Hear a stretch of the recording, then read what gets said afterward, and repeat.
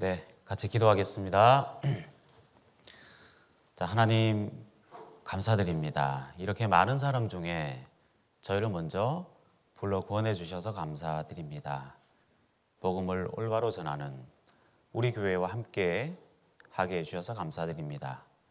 말세를 사는 우리들 하나님의 그 선한 뜻대로 살아가도록 도와주시옵소서.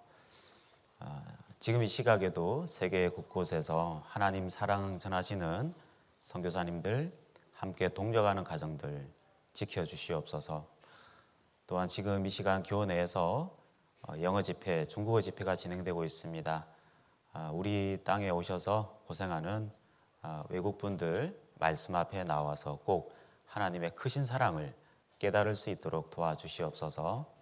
오늘 오후 시간 또 함께 교제 나눕니다. 오늘은 창조와 진화에 대해서 같이 상고해 보려고 합니다. 하나님의 분명한 뜻을 밝히 알게 도와주시옵소서. 우리를 죽기까지 사랑하신 예수님 이름으로 기도드렸습니다.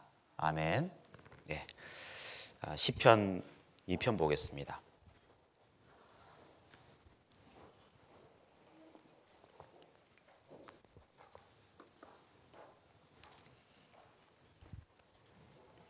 시편 2편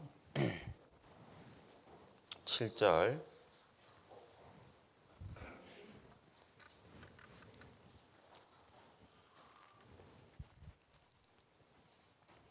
시편 2편 7절 네, 같이 읽겠습니다.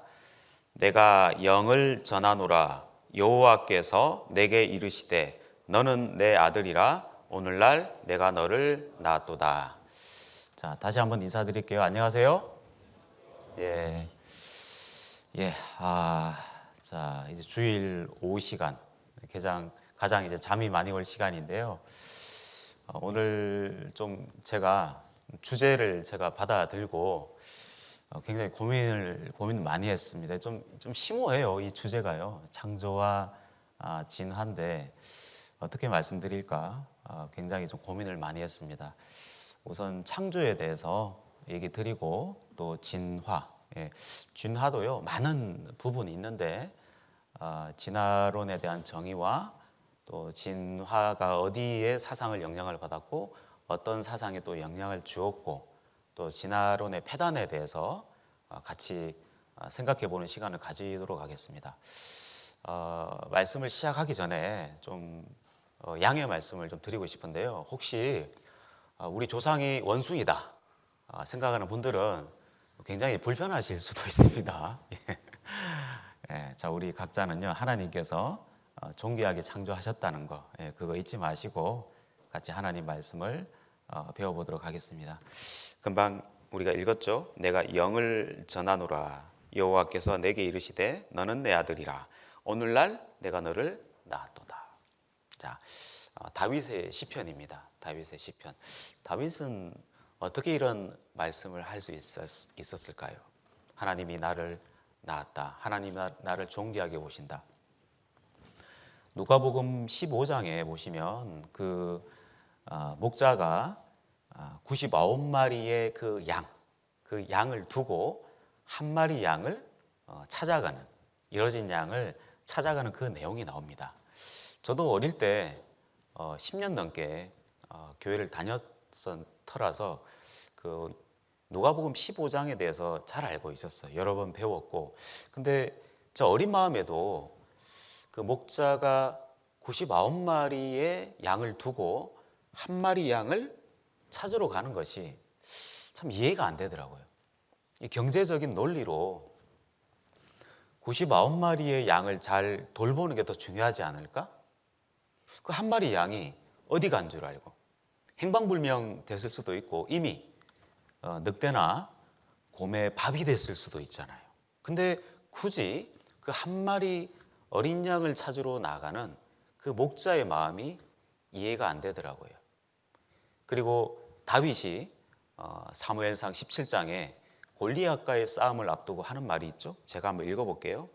주의 종이 아비의 양을 지킬 때 사자나 곰이 와서 양떼에서 새끼를 움키면 내가 따라가서 그것을 치고 그 입에서 새끼를 건져내었고 그것이 일어나 나를 해하고자 하면 내가 그 수염을 잡고 그것을 쳐 죽였었나이다. 예. 구원 받기 전에도 이 내용은 알고 있었어요. 그리고 갓 구원 받았을 때도 이 내용에 대해서 제가 읽어봤거든요. 근데 이 다윗의 간증이 이해가 안 됐어요. 지금 골리앗이라고 하는 기골이 장대한 그 블레셋의 장군과 한판 전투를 앞두고 있는데 그 상황에서 자신의 어떤 목동이었던 그 경험을 얘기하고 있는 거예요. 정말 그 다윗이 저는 이해가 안 됐습니다. 그 상황이 그렇잖아요. 다윗이 양떼를 돌보고 있는데 그 새끼 양 한 마리를 사자가 물어갔어요. 자, 그럼 내가 다윗이다. 어떻게 하실래요? 내가 다윗이다. 솔직히 한번 생각해봐요. 내가 쫓아갈 수 있을까요? 예? 같이 싸울 수 있을까요? 사자가 물고 가면 아유 사자님 잘 드셔요. 예. 그리고 나머지 양들은 그냥 냅두세요. 이렇게 하지 않을까요? 근데 다윗은 어떻게 그 사자를 쫓아갈 수 있었을까요?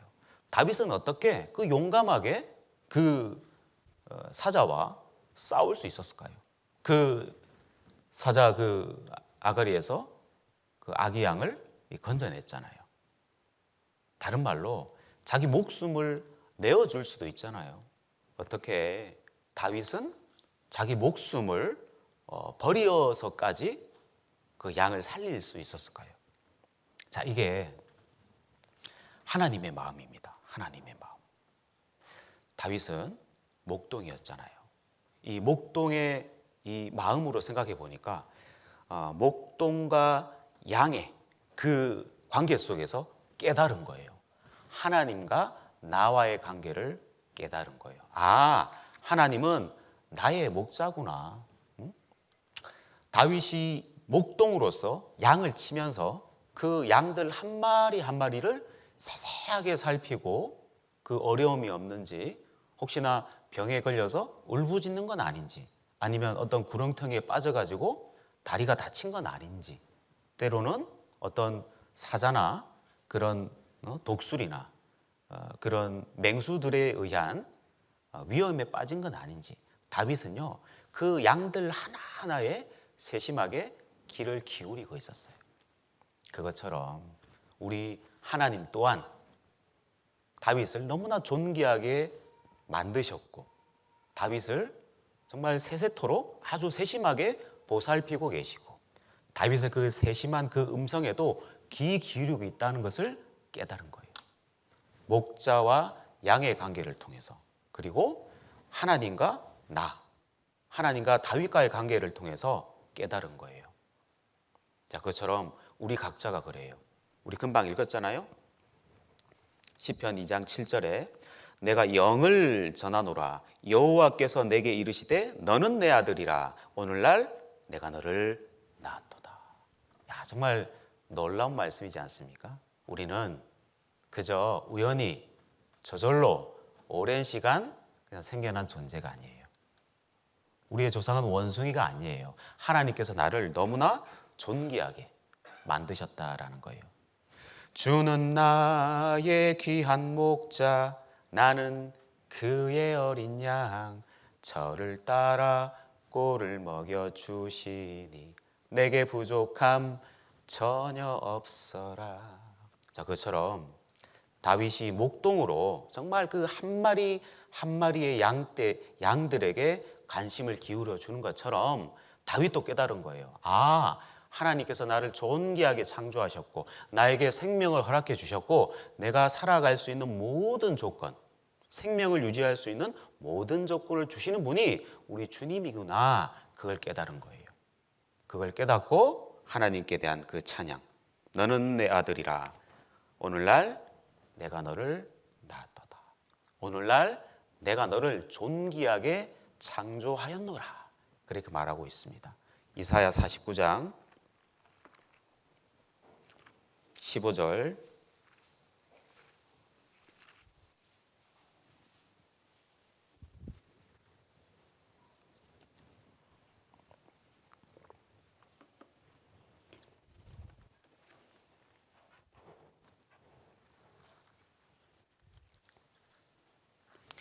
이사야 49장 15절.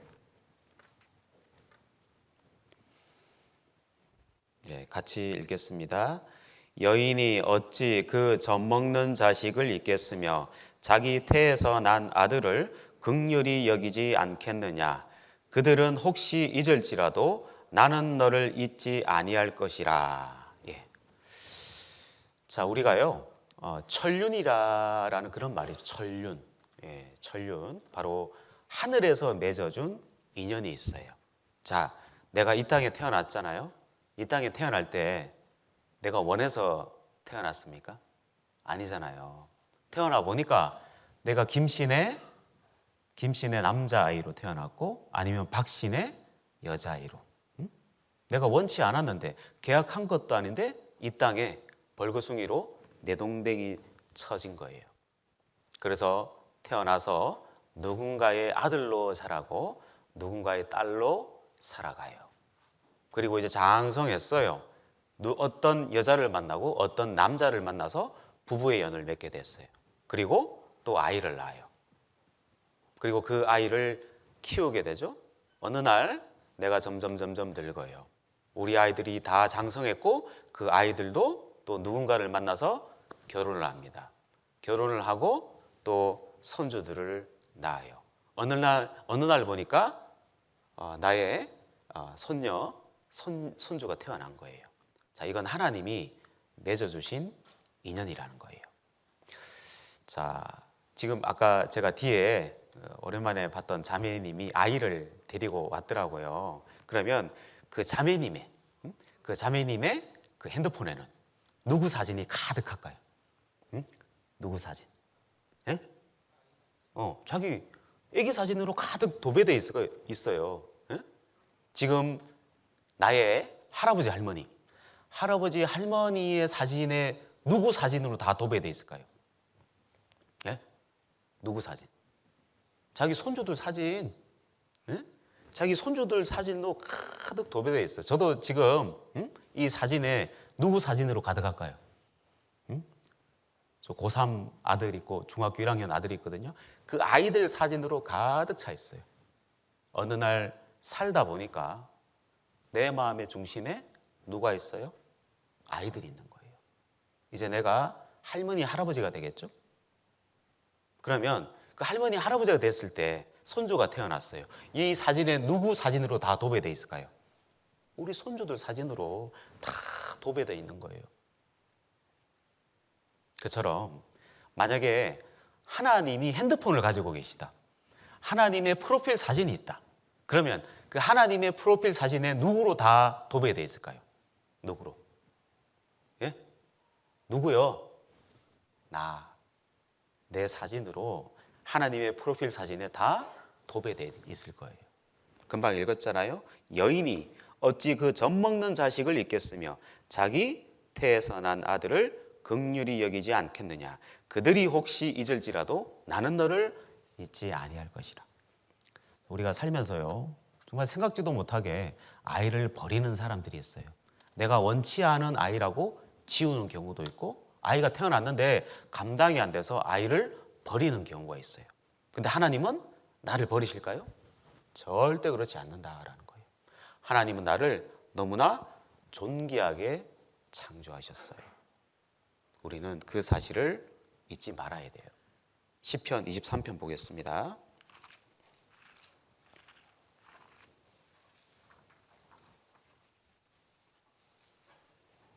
시편 23편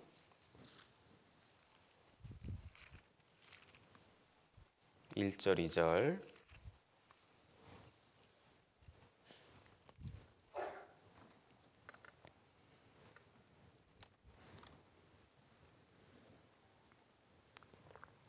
시편 23편 1절 2절 같이 읽습니다. 여호와는 나의 목자시니 내가 부족함이 없으리로다. 그가 나를 푸른 초장에 누이시며 실만한 물가로 인도하시는도다. 예. 자, 다윗의 간증이에요. 자, 다윗의 마음의 중심에 누가 있을까요? 양들이 있는 거예요. 그 양떼를 뭉뚱그려서 봤을까요? 아니에요. 다윗은요, 그 양들의 그 생김새, 뭐 습성, 특징들을요, 하나하나 다 기억하고 있는 거예요. 다윗은 그 양떼 뭉뚱그리로 보는 것이 아니고 양떼 하나하나에 다 관심을 기울이고 있어요. 우리 부모님의 마음의 중심에 누가 있어요? 바로 내가 있어요. 우리 할머니, 할아버지의 마음의 중심에 누가 있을까요? 우리 손주들이 있는 거예요. 우리 하나님의 마음의 중심에 누가 있을까요? 바로 나. 인류 전체로 뭉뚱그려 보는 것이 아니라니까요. 사람을 어떤 특정한 무리로 보는 것이 아니고 각 사람을 존귀하게, 나의 습성은 어떤지, 내가 어떤 어려움이 있는지, 내가 어떤 미세한 아픔을 호소하고 있는지 하나님은 다 듣고 계신 거예요. 금방 읽었잖아요. 여호와는 나의 목자시니 내가 부족함이 없으리로다. 그가 나를 푸른 초장에 누이시며 실만한 물가로 인도하시는도다. 그처럼 아마 저는 다윗이 그랬을 거라고 봐요. 그 수많은 양들, 그 양들을요, 이름을 다 저는 붙였을 거라 생각해요. 이름을. 정말 코에 점이 있으면 뭐 점박이, 이제 엉덩이에 점이 있으면 엉점이, 예, 이름 참 못 지어요. 예, 그런 그 양들의 그 특징에 따라서 아주 그 특징에 맞는 이름들을 하나하나 부르지 않으셨을까? 저는 그렇게 생각합니다. 제 어릴 때도요, 그 학창 시절에 참 이렇게 부르는 선생님이 있잖아요. 주번, 이거 대답해봐. 아니면 뭐 21번 이거 대답해봐. 전 그렇게 어떤 지명하는 선생님은요 좀 정없더라고요. 근데 그 참 옆반 담임이 아니신데 옆반 선생님인데요. 다른 옆반의 아이들의 모든 이름을 다 외우고 계신 분이 있었어요. 그래서 누구 이제 호명하면서 이거 한번 얘기해 볼래? 누구 이름 부르면서 주전자에 물 좀 떠다 줄래? 그렇게 말해주는 선생님이 정말 인상이 깊었어요. 우리도 그렇지 않습니까? 저는 대학교 때요 9714023 저의 학번이에요. 예, 저는 저의 학번으로 불리우는 것보다 김덕수라는 이름으로 불리우는 것이 정감이 있더라고요. 또 그러지 않습니까? 우리 군대 다녀오신 분들 계신데 뭐 몇 대대, 몇 중대, 몇 소대, 뭐 이병 누구 그런 것보다 나의 이름을 불러주는 그 상사가 더 정감이 있지 않았습니까? 그것처럼 하나님은 우리 각자를요 아주 부모 같은 마음으로, 할머니, 할아버지의 마음으로 우리 각자에게 눈길을 보여주고 계시고 나를 보살피고 계신 거예요. 자, 하나님이 나를 정말 존귀하게 만들었다는 증거 제가 알려드리겠습니다. 진짜 하나님이 나를 귀중하게 만들었다는 증거 알려드리겠습니다. 자, 양옆을 쳐다보세요. 양옆에 쳐다보세요. 예? 쳐다봐요. 예? 쳐다보고 그리고 고개 두리분 하지 말고, 자, 쳐다보면서 극히 10초 동안 양옆에 있는 분을 쳐다보세요. 자, 10초입니다. 극하게 쳐다보세요.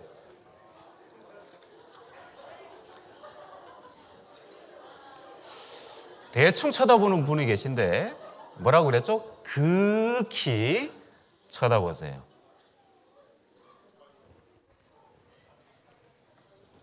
자, 됐습니다.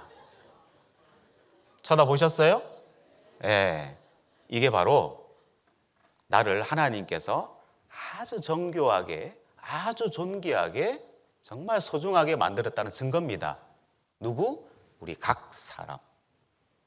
나하고 똑같은 사람이 있습니까? 우리 지금 81억의 인구가 이 세상에 있는데 나하고 똑같은 사람이 있을까요? 사람들의 지문이 전부 달라요. 홍채 구조 똑같은 사람이 있습니까? 다 달라요. 뭐 MBTI 성격을 16가지로 나눴는데 나랑 똑같은 성격이 있을까요? 나하고 똑같은 성품을 가진 사람이 있을까요? 아무도 없습니다. 자, 이런 컵들은요, 사람이 만드는 공산품은요, 똑같이 찍어낼 수는 있어요. 예? 똑같이 찍어낼 수는 있죠. 근데 하나님은요, 각 사람을 얼마나 존귀하게 보시는지 하나하나 다 다르게 만들었어요. 혹시 땅에 떨어져 있는 나뭇잎 보셨습니까? 나뭇잎도요, 자세히 보면 똑같아 보이죠? 근데 정말 극히, 뭐라고요? 어떻게? 극히 쳐다보세요. 그러면요, 똑같은 거 하나도 없어요. 그 나무 이파리 그 잎새, 잎맥이라고 그러나요? 그게 똑같은 게 하나도 없어요. 하나님의 창조물은요, 같은 게 없어요. 정말 다르게, 특징적으로 존귀하게 만드셨다라는 거예요. 그게 하나님이 사람을 너무나 존귀하게 만들었다는 증거입니다. 자, 그러면 오늘 창조와 진화인데, 진화를요, 단 한 문장으로 표현할 수 있는 성경 구절이 있습니다. 시편 49편 볼게요. 시편 49편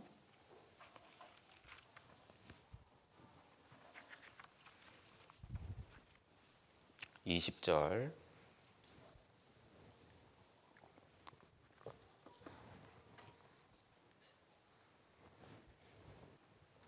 시편 49편 20절. 같이 읽겠습니다. 존귀에 처하나 깨닫지 못하는 사람은 멸망하는 짐승 같도다. 예.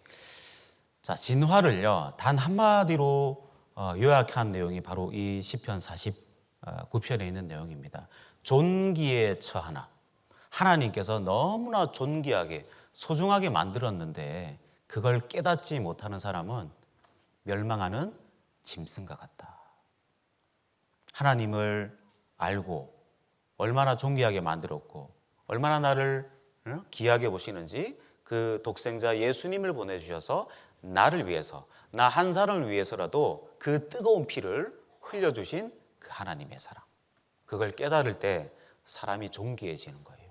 근데 그 사실을 모르는 사람은 죄송합니다, 멸망하는 짐승과 같다. 제가 얼마 전에 어떤 다큐를 보니까 돼지를 도살하는 그걸 봤는데요. 참, 정말 죄송한 표현이지만 구원을 받지 못한 사람은, 정말 하나님의 이 사랑을 깨닫지 못한 사람은 정말 멸망하는 짐승과 같지 않을까. 그게 바로 뭐라고요? 진화예요, 진화. 진화는요, 사람을 천하게 만드는 학문이에요. 사람을 짐승보다 못하게 만드는 학문이란 거예요. 자, 그러면 준비한 파워포인트 자료가 있으니까 그걸 보면서 진화에 대해서 한번 우리가 생각해 보겠습니다. 자, 진화. 예.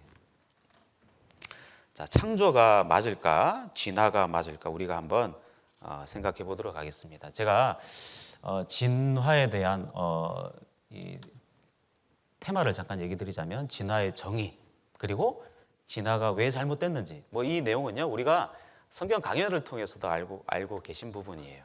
그리고 진화론이 어떤 사상의 영향을 받아서 진화론이 출현했는지, 또 그 진화론이 어떤 사상과 학문에 영향을 줬는지, 그리고 진화론의 폐단에 대해서 우리가 한번 생각해 보겠습니다. 자, 창조냐 진화냐.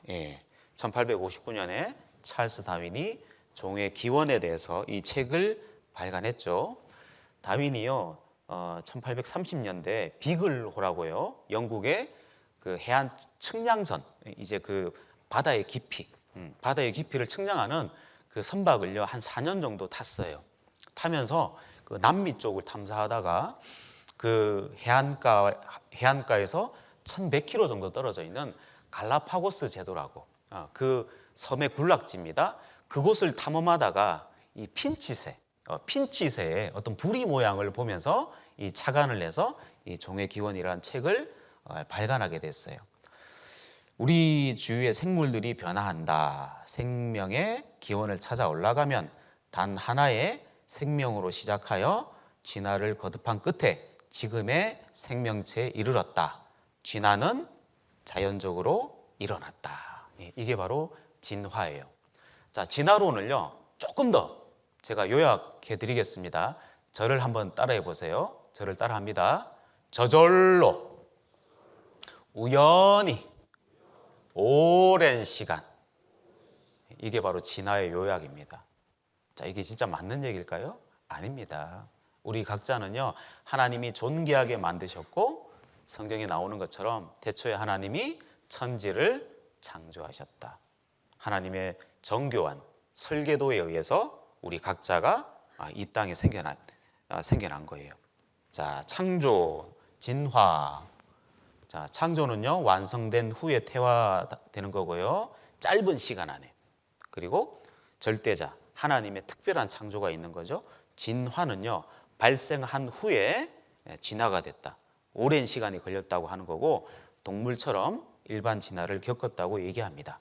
자, 우리가 성경 강연을 통해서 진화론이 왜 잘못됐는지 그 내용을 보셨을 텐데요. 짧게. 예. 자, 비행기 부품이 6만 개인데요. 600만 개인데, 자, 태풍이 휩쓸고 지나가서 짠 하고 이 비행기가 생겨날 확률 10의 4만 승분의 1의 확률이고, 이제 물질이 없는 상태에서 이 유기물이 될 확률이 10의 16만 7,626승분의 1의 확률. 예, 엄청난 확률이죠. 근데 한국 사람들은 이렇게 얘기하면 잘 이해를 못 해요. 한국 사람들은 일단 뭐가 들어가야 되죠? 예, 이 머니가 들어가야 됩니다. 예. 로또 참 지독하게 안 맞죠?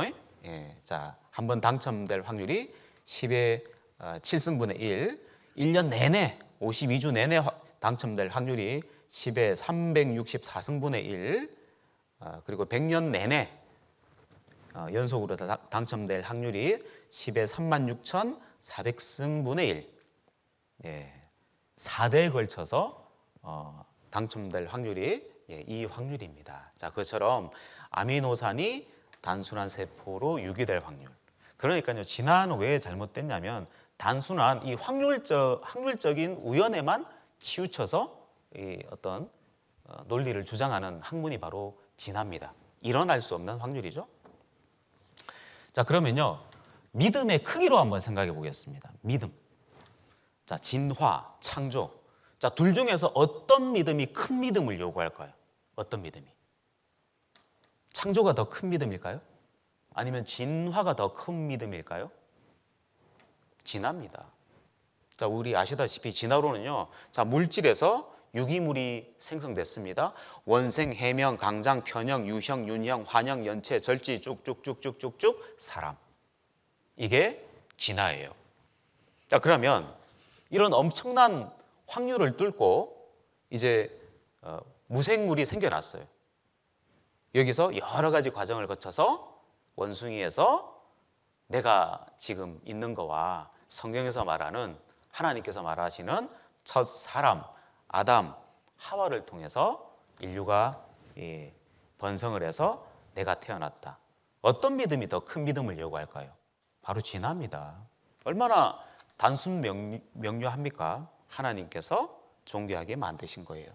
그리고요, 저도 이제 공학도지만요, 기계를 전공했던 사람인데 진화는요, 연력학 제2의 법칙을 완전히 위배하고 있어요. 우리 연력학 제1법칙, 에너지 보존의 법칙이죠. 연력학 제2법칙, 엔트로피 증가의 법칙. 다른 말로 무질서로도의 증가의 법칙. 예. 자, 우리가 뭐 이런 표현이 좀 그렇지만 화장을 했어요. 화장을 했는데 시간이 지나면 지날수록 어떻게 될까요? 예? 화장이 점점 예, 그죠? 예. 죄송합니다. 자, 우리 20대 자매님들이 있는데 지금은 이제 화장이 되지만 시간이 지나면 어때요? 화장이 돼요, 안 돼요? 예? 좀 지나면 이제 변장을 하게 되고, 예? 좀 지나면 이제 할머니들은 환장을 하는 거죠. 예. 그거예요, 그게. 쉽게 생각하면. 무질서로도의 증가의 법칙. 근데 문제는요, 진화는요, 법칙이 아닙니다. 아직까지 이론에 그쳐 있어요. 이론이에요, 이론. 이론이 법칙을 뛰어넘는 거예요. 연력학 제2법칙, 무질서로도의 증가의 법칙. 저는 이거 하나만 봐도 진화가 완전히 잘못된 거예요. 무생물에서 유생물이 유기된 거예요. 일어날 수 없는, 이거는 법칙을 뛰어넘은 거라니까요. 단세포가 다세포가 됐어요. 법칙을 뛰어넘은 거예요. 저등한 동물이 고등한 동물이 됐어요. 법칙을 뛰어넘었다니까요. 원숭이가 사람이 됐어요. 이건 일어날 수가 없는 일이에요. 콩 심은 데 뭐 나요? 팥 심은 데 뭐 나요? 원숭이 심은 데 뭐? 사람 심은 데? 사람. 예. 그리고 또 아시다시피, 예. 보통 진화론자는 이제 이 쥐에서 박쥐가 됐다고 하죠. 예. 근데 이 중간 단계 이 화석이 하나도 나온 게 없어요. 그래서요, 진화론의 대가 쉔덜 박사라고 있어요. 수많은 화석을 발굴했지만 진화론자들이 예상했던과 달리 다른 종으로 진화되어 가는 중간 단계의 화석은 전혀 발견되지 않았다. 진화된 것은 단 한 가지도 없다. 그리고요, 어떤 그 유전학자들 그리고 고분자를 연구하는 그 학자들은요, 이런 말들을 다 해요. 찰스 다윈의 진화론은 가장 하등 생물체에 속하는 박테리아의 구조조차 설명할 수 없다.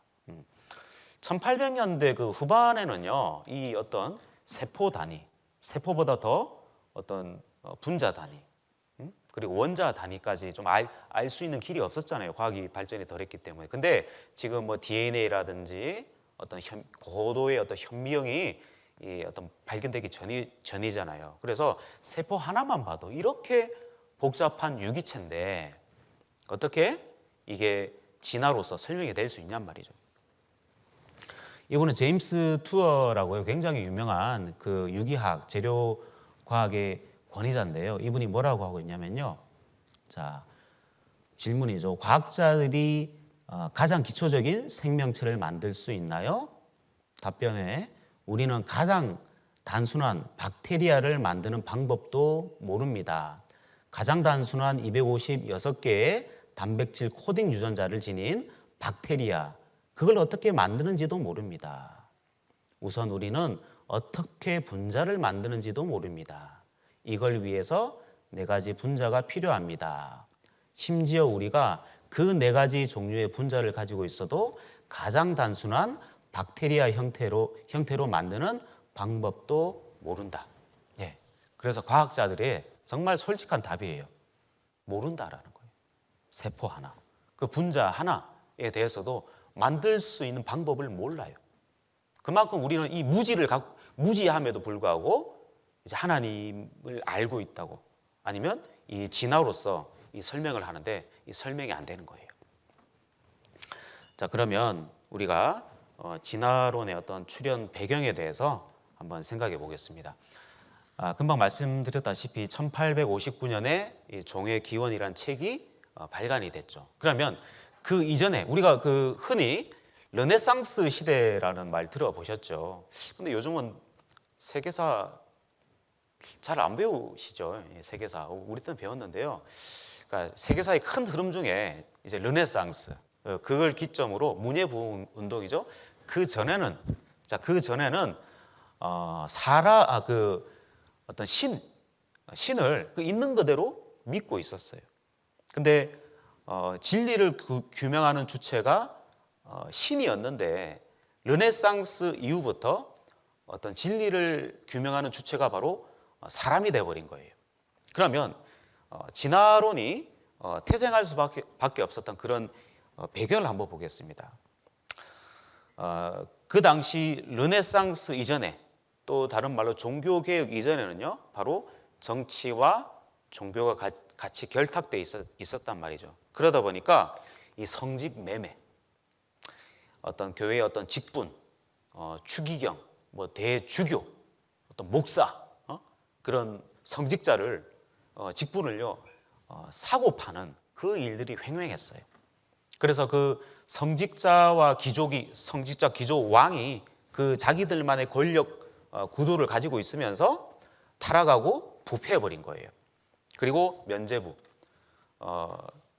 마르틴 루터가 1517년에 이 면죄부를 교회에서 파는 것을 보고 그 방방문을 가지고 종교 개혁을 일으켰잖아요. 그러니까 교회가 그 재정을 충당하기 위해서, 구원받기 위해서, 천국 가기 위해서는 이 증서를 사야 된다. 예, 그런 것 때문에 교회 타락 때문에 이렇게 르네상스가 일어났죠. 그리고 성직자의 타락. 특히 이제 카톨릭에서는 사제들이 결혼을 금하고 있잖아요. 근데 이때 굉장히 많은 성직자들이 뒤에서 자기 부인을 두고, 또 부인을 두는 것은 뭐 고사하고요, 첩을 두면서 또 사생자들이 굉장히 많이 있었어요. 엄청난 타락. 그리고 네 번째, 세속 권력의 결탁. 정치와 종교가 결탁을 해서 끊임없이 부정부패를 일으키고 있는 거예요. 그리고 면책 특권, 그리고 위법을 아주 서스럼 없이 지내는 모습을 봤다라는 거예요. 그러면 일반 군중들, 백성들이 봤을 때는 자기들이 추앙하는 그 사람들이, 소위 그 사회 엘리트, 지도자층이라고 하는 그 사람들이 타락한 모습, 부패한 모습, 그 매점 그 돈을 가지고 직분을 사고 파는 그 모습을 보면서 하나님의 대리자라고 하는 사람들이 저렇게 타락한 것을 보니까 신은 없다. 이제 신을 통해서 진리를 규명하는 것이 아니고 바로 사람을 통해서 진리를 규명해야 되겠다. 그런 운동이 일어난 거예요. 그게 바로 종교 개혁이고 르네상스 운동이에요. 문예 부흥 운동이라 그랬죠. 자, 그래서요, 진리를 규명하는 주체가 신에서 바로 사람으로 옮겨가게 된 거예요. 그래서 인간이란 무엇인가? 계속 이 주제를 가지고 계속 토론하고 어떤 학문을 계속 발전시켜 나갔던 거예요. 그러면 또 한번 다시 한번 생각해 보겠습니다.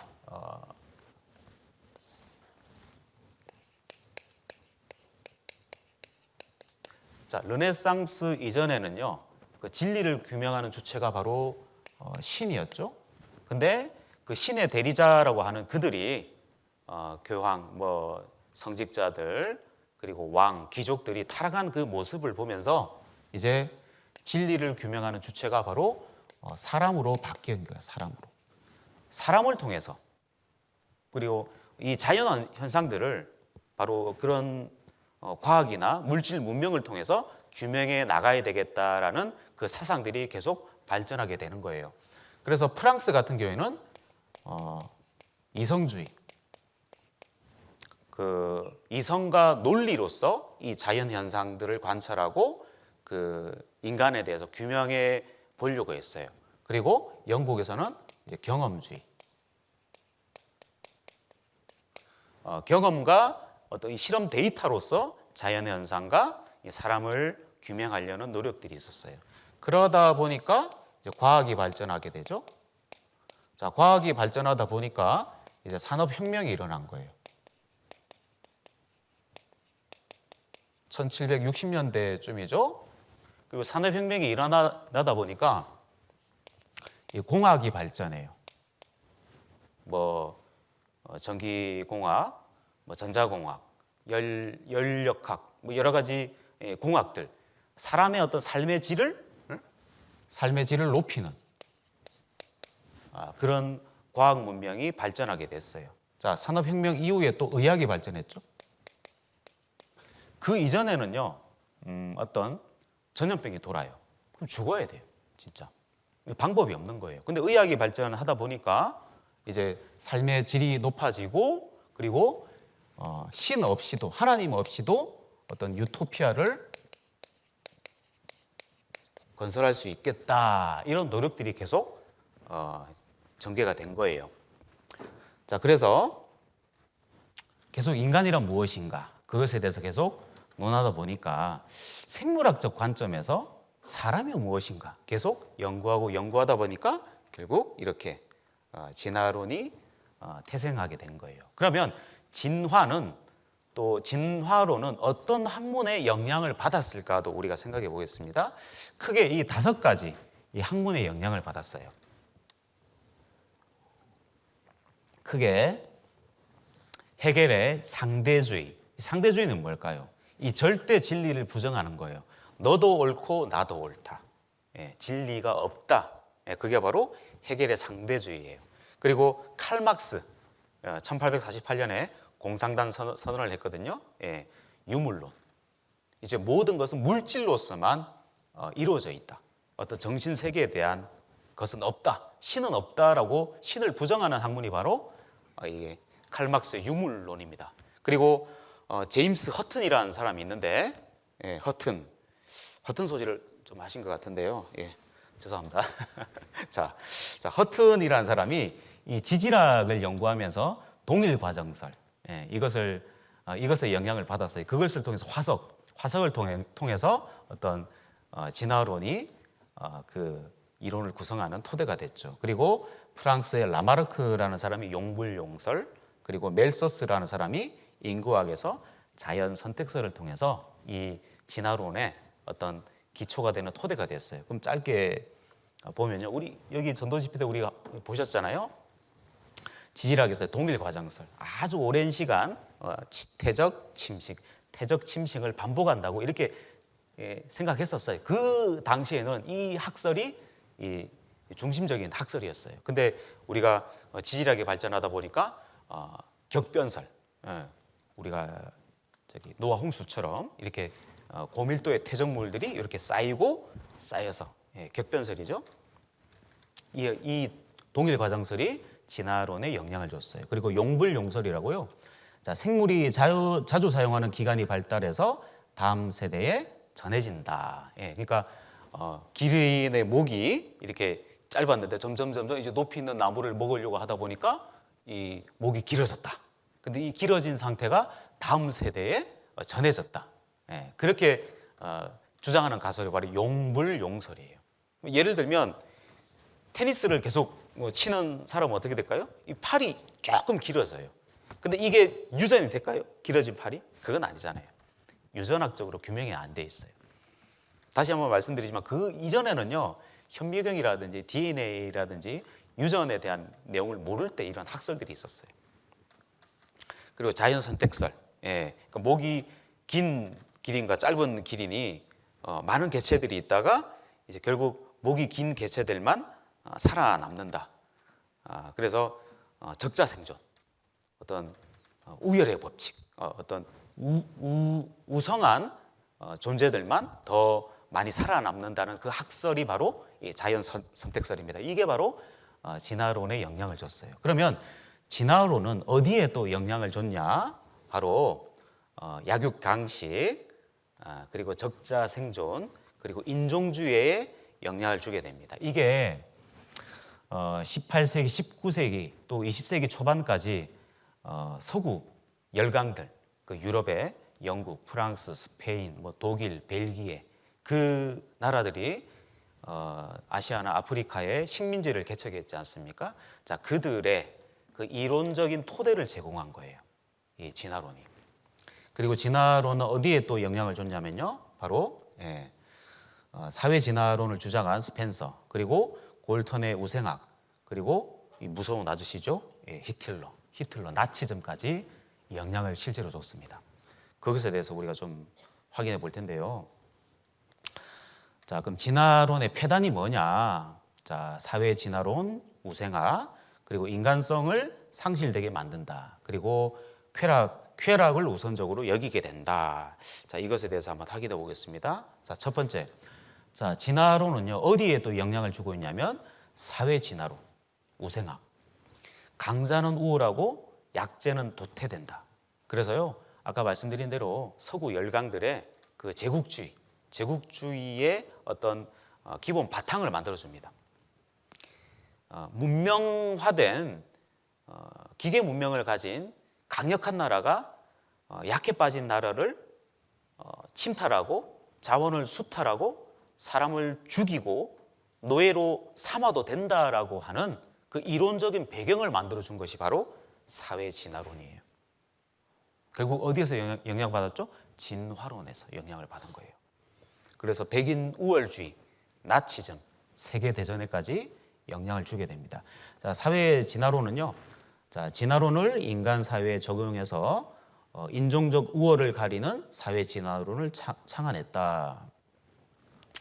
1870년대 이후에 우월한 인종이 열등한 인종을 지배하는 것을 자연의 법칙으로 주장함으로써 제국주의의 정당화에 정당화에 기여한 이론이다. 아주 무서운 학문이죠. 자, 우리 세계사 시간에 배우면요, 대항해 시대라는 그 단어를 우리가 배우게 되잖아요. 그 결국 후추 때문에 포르투갈과 스페인이 새로운 그 인도 가는 경로를 탐험하다 보니까 결국 선박을 통해서 가게 되는데, 자, 대항해 시대, 우리 형제 자매님들은 어떻게 생각하십니까? 이 말이 맞을까요? 누구 관점에서 대항해 시대일까요? 유럽인들 관점에서. 근데 아시아, 우리도 식민지를 겪었잖아요. 아시아, 아프리카 사람들 입장에서는 무슨 시대일까요? 대수탈의 시대입니다. 대수탈의 시대. 자, 그러면 진화론이 1859년, 1800년대 이제 중반에 나왔어요. 처음에 그 영국 사회에서는요, 이걸 인정했을까요? 인정할 수가 없는 거예요. 그들은 영국 성공의 기독교 국가예요. 근데 시간이 지나면 지날수록 이제 영국 정부에서도 받아들이게 된 거예요. 왜일까요? 왜? 자, 이 사진을 보시면 돼요. 자, 이 사진은 뭐냐면요, 18세기 중반 후반 무렵에 대영 제국의 식민지예요. 그러면 영국 왕실에서는, 영국의 그 지도자층에서는요, 아시아나 아프리카 그 식민 지배를 받는 사람들이 창조론적 그런 관점을 가지길 원할까요? 진화론적 관점을 가지길 원할까요? 네? 진화론적 관점을 가지길 원하는 거예요. 창조론적 관점으로 보면 영국 사람이나 아프리카에서 거의 뭐 옷도 걸치지 않고 막 짐승들 사냥해 먹는 사람들하고 똑같은 존재라고 평등하게 보는 사상이잖아요. 근데 진화론은 영국 같이 기계 문명과 발전된 그런 도시 문명을 가진 우월한 문명한 민족들이 그 열등한 아시아나 아프리카 인종들을 지배해도 된다. 그런 이론적 배경을 준 것이 바로 사회 진화론. 결국엔 진화론과 결부되는 거예요. 자, 아프리카를 자기들 마음대로 아주 삼켜버렸죠. 자, 이것도 그 식민 지배를 풍자하는 사파입니다. 예, 그 1840년 그리고 1860년에 1차, 2차 아편 전쟁이 있었잖아요. 아편 전쟁 이후에 서구 열강들이 중국을 자기네 마음대로 이렇게 침탈해서 자원을 수탈하는 그 과정들, 경제적으로 잠식하는 그 과정들을 풍자한 사진이거든요. 그리고 1899년에 불과 이제 100년 조금 지났죠. 미국의 유명한 시사 저널에 이런 사파가 등장했어요. 이게 뭘까요? 이 제목이 뭐냐면요, 백인의 짐. 백인의 짐. 먼저 앞서가는 이 백인은 누굴까요? 영국 사람들. 그 영국인들이, 또 뒤에 후발주자는 미국이에요. 미국. 백인의 짐. 내가 우리 영국, 우리 미국이 이 발달된 고대 문명을 가지고 참 미개하고 참 배우지 못한 너희들을 위해서 우리가 이렇게 고생하고 있다. 우리 우월한 백인들이, 우월한 문명을 가진 우리나라가 아프리카, 아시아, 너희 같은 미개한 민족, 비문명화된 너희들을 다스리는 것을 하나님의 축복으로 알라. 이게 바로 이 사파의 내용입니다. 잔혹과 식인풍습, 야만, 무지, 미신, 억압, 시빌라이제이션, 문명을 통해서 교육, 자유를 주겠다. 말도 안 되는 소리죠. 근데 이런 사상이 그 당시에 팽배해져 있었어요. 사회 진화론을 통해서. 결국 진화론을 통해서 이 사람들의 의식 구조가 이런 생각들을 당연하게 가지고 있었어요. 참 안타까운 사진이죠. 여기 기업인, 자원을 수탈하는 그런 풍자한 사진입니다. 군인들이 억압을 하고 성직자들도 포교를 하고 있고. 자, 이건 한 번씩 보셨을 것 같은데, 노예무역선 설계도. 진짜 이렇게 이 화물 짐처럼 이렇게 실어 날랐어요. 그래서 이 삼각무역, 이건 한 번씩 보셨을 텐데요. 이렇게 삼각무역을 했고요. 또 한 명의 대학살자를 제가 소개해 드리려고 하는데요. 그 벨기에 네오폴드 2세라고 있어요. 뭐 히틀러라든지 뭐 스탈린, 뭐 도조히데키 이 사람들의 못지않은 엄청난 대학살자인데요. 자, 이 사람은 1800년대 중후반에 이 벨기에 이 왕인데요. 그 콩고를 다스렸던 사람이에요. 콩고. 근데 이 콩고를 이 식민 지배를 했는데 그 당시에 전 세계적으로 수요가 폭증한 게 뭐냐면 바로 고무예요. 뭐 타이어, 응? 이제 기계 문명이 발전하다 보니까 타이어, 뭐 호수, 또 뭐 전선, 응? 그런 다양한 그 문명화된 그 제품에 그 고무가 필수적으로 들어가는 거예요. 그러다 보니까 콩고 같은 경우에는 이 천연 고무가 가장 많이 생산되는 곳이었거든요. 그래서 그 콩고 사람들을 이제 그 할당량을 줘요. 할당량을 줘서 그 할당량을 못 채우면 팔을 잘라버려요. 그날 팔을 잘라버려요. 근데 다음 날도 똑같은 할당량의 고무를 채취해야 돼요. 그 할당량을 못 채우면 어떻게 될까? 또 다른 팔을 잘라버려요. 팔이 없는 상태, 이 손이 없는 상태에서도 고무 채취를 시켜요. 또 그 할당량을 못 채우면 목을 쳐버려요. 그게 실제로 1800년대 중후반에 일어났던 일들이에요. 그 당시 18세기 후반에 그 선교사들이 들어가서 그 만행을 고발을 했어요. 실제로 이런 일들이 굉장히 많이 자행이 됐었어요. 엄청나게 많은 사람들이 팔과 다리가 잘려나가면서 엄청난 수모와 수탈을 당했어요. 또 일본 사람인데요. 일본의 그 만엔건, 그 우리나라 돈으로 보면 10만 원권에 해당하는 후쿠자와 유키치라는 이 사람이에요. 자, 이 사람이 그 일본의 굉장히 유명한 사람이고 만엔에 해당하는 그 고액권에 올라가 있는 일본 사람들 중에 굉장히 존경하는 인물 중에 하나예요. 이 교육자, 계몽운동가거든요. 이 사람의 영향을 받은 사람이 유신 3걸 있어요. 저기 기도 다카시, 사이고 다카모리, 오쿠보 도시미치라고 메이지 유신을 이끈 유신 3걸이 있는데 그 사람들에게 아주 지대한 영향을 줬던 교육자예요. 자, 이 사람이 무엇을 주장했냐면 대동아 공영권.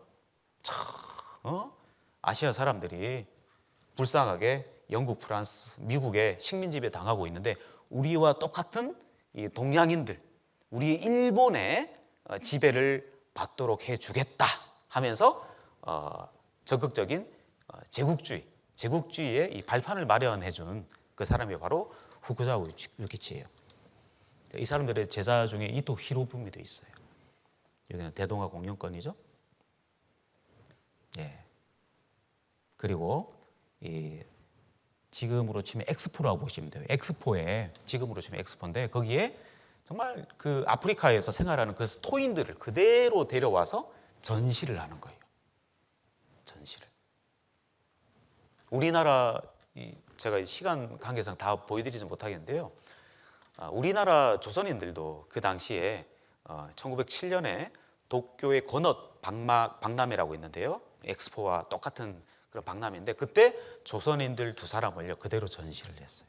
그런 일이 문명화된 우리 일본이 비문명화된 조선인들을 개화시켜야 된다, 문명시켜야 된다. 그런 사상들이 팽배했던 그 시절이었어요.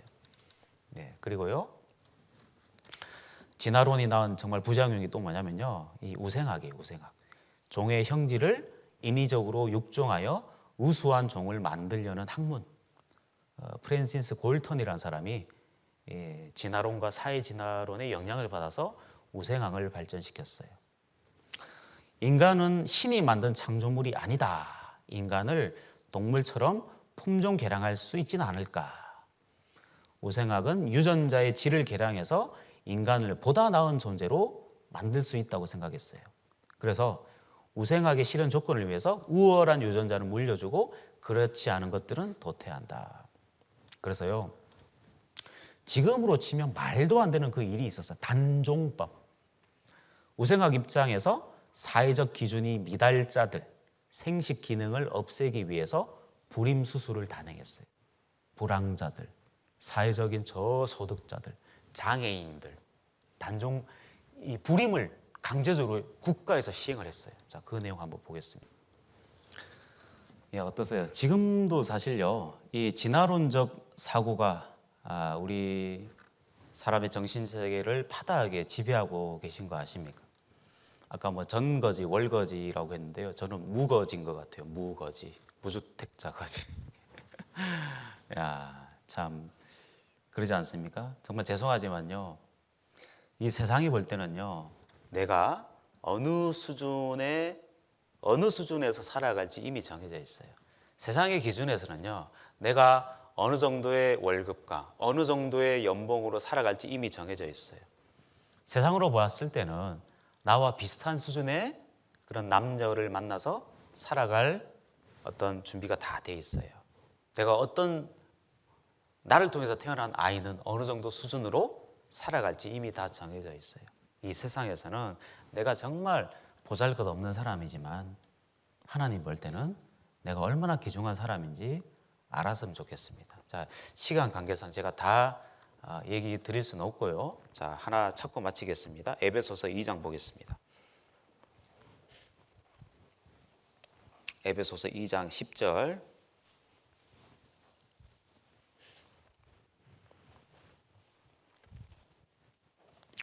에베소서 2장 10절.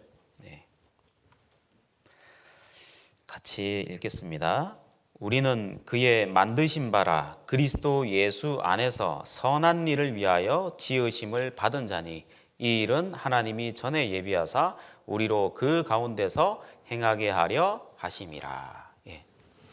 자, 그처럼요, 우리는 원숭이의 자손이 아닙니다. 우리는 그냥 우연히 오랜 시간 저절로 생겨난 무가치한 사람이 아닙니다. 바로 하나님께서 나를 너무나 존귀하게 만들었다는 거 잊지 마십시오. 금방 우리가 읽었잖아요. 우리는 그의 만드신 바라. 예. 자, 이게 다른 이제 성경 표현은요, 걸작품이에요. 걸작품. 하나님은 이 세상을 만드셨어요. 이 세상을 만드실 때 가장 존귀하고 걸작품으로 만든 존재가 누굴까요? 바로 나 자신이에요. 우리가 유명한 그림을 보면서 정말 걸작품이다. 아니면 푸른 바다를 보면서 야, 정말 작품이네, 그림 같다, 그런 말 하지 않습니까? 아니에요. 하나님의 진짜 걸작품은 바로 나입니다. 우리는 그의 만드신 바라 그리스도 예수 안에서. 우리는 반드시 그리스도 예수 안에 있어야 돼요. 구원받은 사람은요, 예수 바깥에 있는 사람이 아니죠. 그리스도 예수 안에서, 교회 안에서 선한 일을 위하여 지으심을 받은 자예요. 하나님의 선이 뭘까요? 바로 예수 그리스도께서 나를 위해서 이 뜨거운 피를 흘려주신 그 사실을 외치는 것.